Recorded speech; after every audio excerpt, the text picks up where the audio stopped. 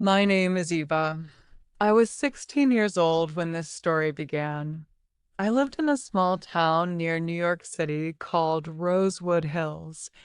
It was a quiet place with green trees, rolling hills, little shops, and one big school where all the students went. That year, I started grade 10. We had a new teacher for literature. His name was Mr. Harris. He was only 25 years old, but he looked older than that in a calm way. He had dark blonde hair, wore glasses, and always carried a brown leather bag. He usually wore simple clothes, like a clean white shirt or sometimes a dark blue sweater. His face looked gentle, and his green eyes looked warm when he smiled, almost like sunlight shining through. All the girls in my class noticed him on the very first day. Some of them whispered and giggled during the lesson.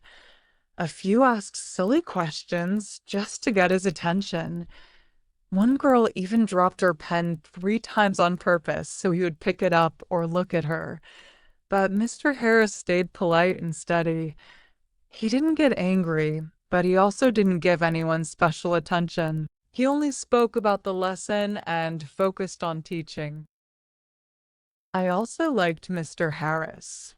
I liked him very much, but I was not brave like the other girls. I didn't make jokes. I didn't try to get his attention with silly tricks. I was quiet, and I always sat in the second row near the window. From there, I listened carefully to every word. Every time he read something from a book, his voice made me feel calm. I had always loved reading, but when Mr. Harris read aloud, the stories felt alive, almost magical. He was a good teacher. He didn't just tell us to read, he explained why the words mattered. He showed us the meaning behind sentences. He explained why a writer used certain lines, why a poem felt happy or sad. He often asked us to write how we felt after reading a story. I loved this most of all. I always tried my best when I wrote, hoping he would notice. And sometimes he did. After class, he would give me back my paper with short comments. "Good work, Eva," he said once. Just those few words made my heart feel light for the whole day. Sometimes, when I passed him in the hallway, he smiled at me. My cheeks grew warm when that happened. I never missed his class.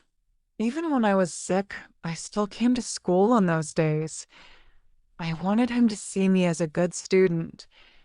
On mornings when we had literature, I wore my nicest clothes.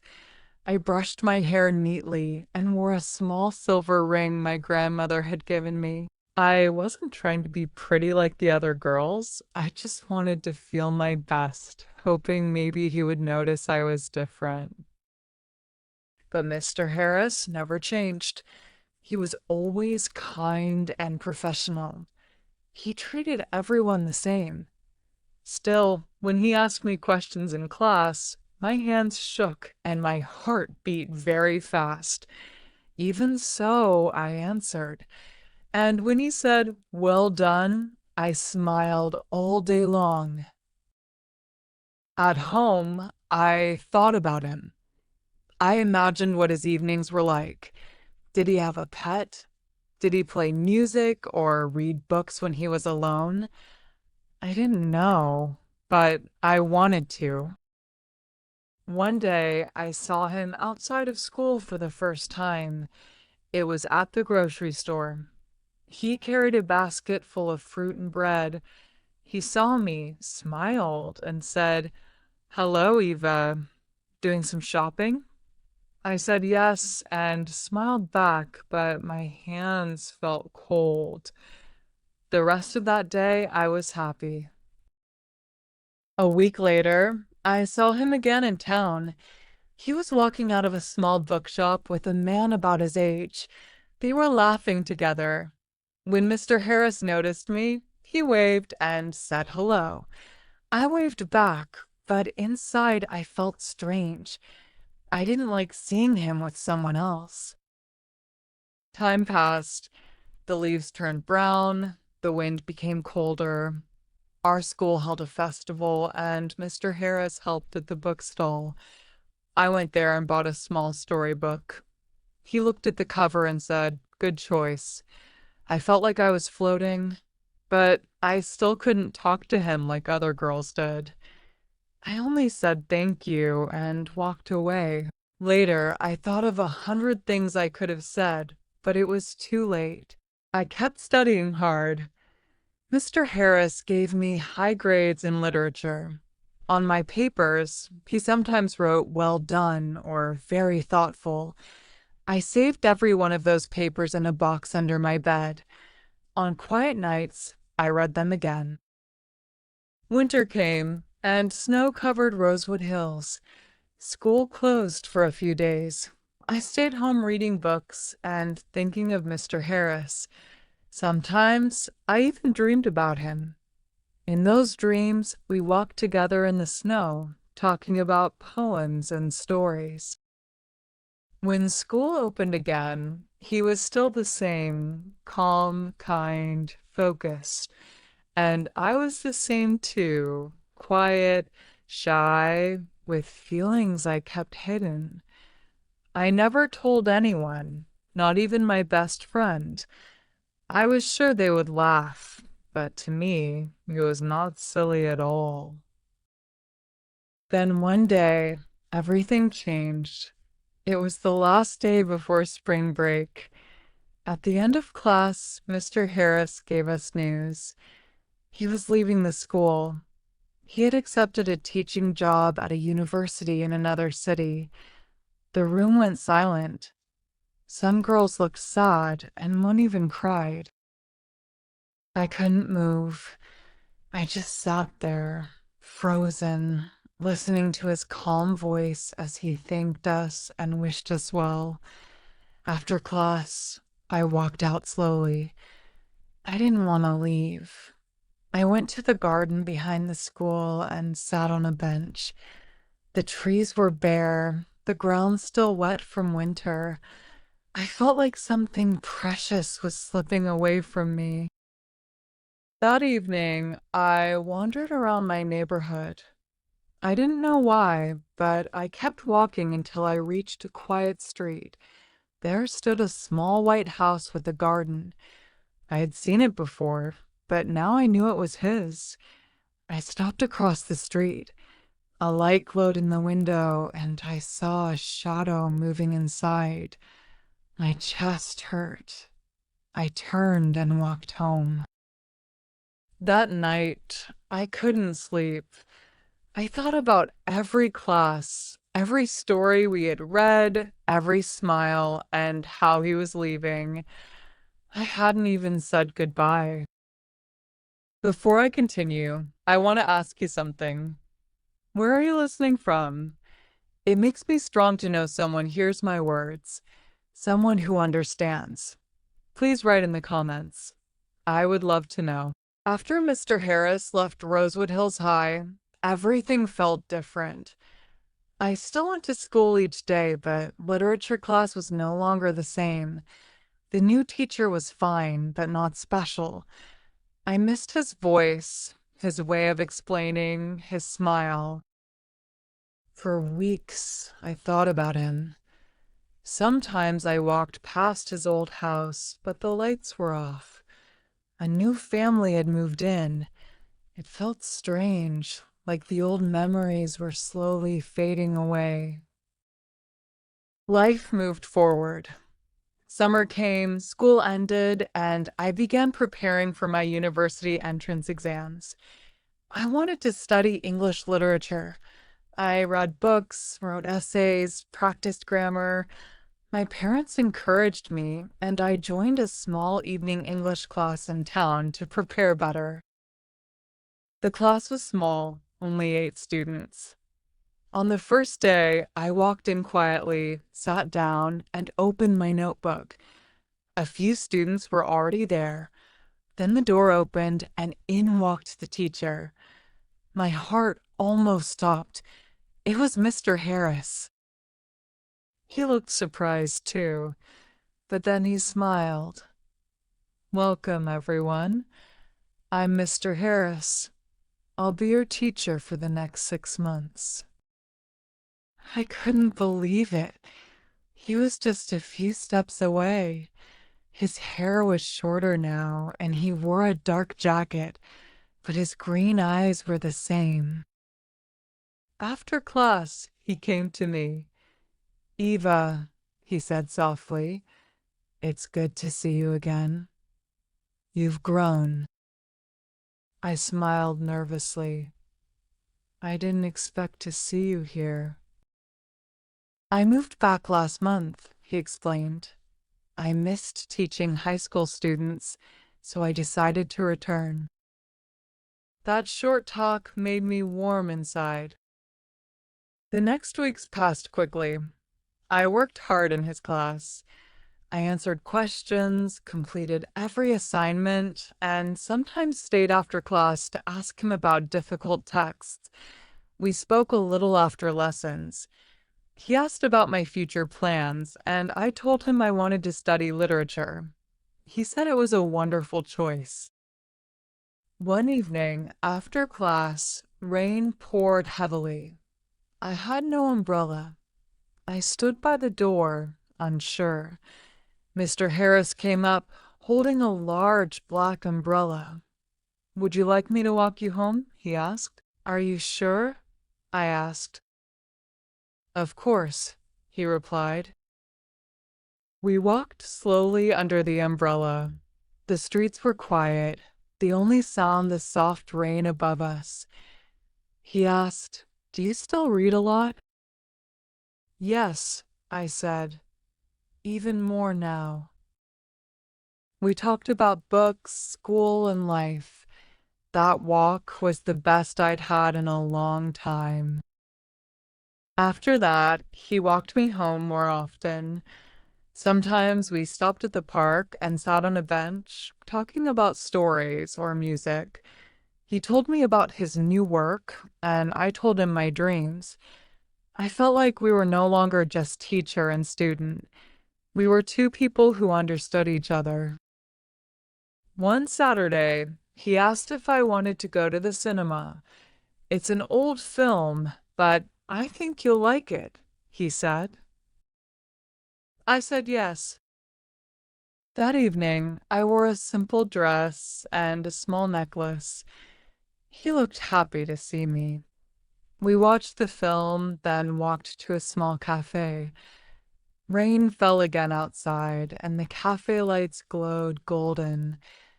That night, he kissed me for the first time, gentle and soft. It felt like a dream. After that, we spent more time together. It was a secret. I didn't tell my parents or my friends. I didn't want anyone to judge. I didn't want to lose him again. The months passed quickly. Exams came closer, and I studied hard. Mr. Harris helped me with practice tests, told me to believe in myself. "You're smart, Eva. You can do this," he said. His words stayed with me. But one afternoon, as we sat in the park, his face grew serious. "I need to tell you something," he said.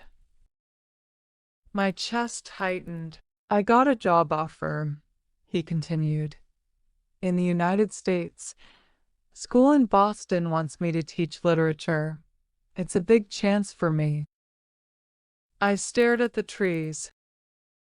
"I haven't said yes yet," he added, "but it's important for my future."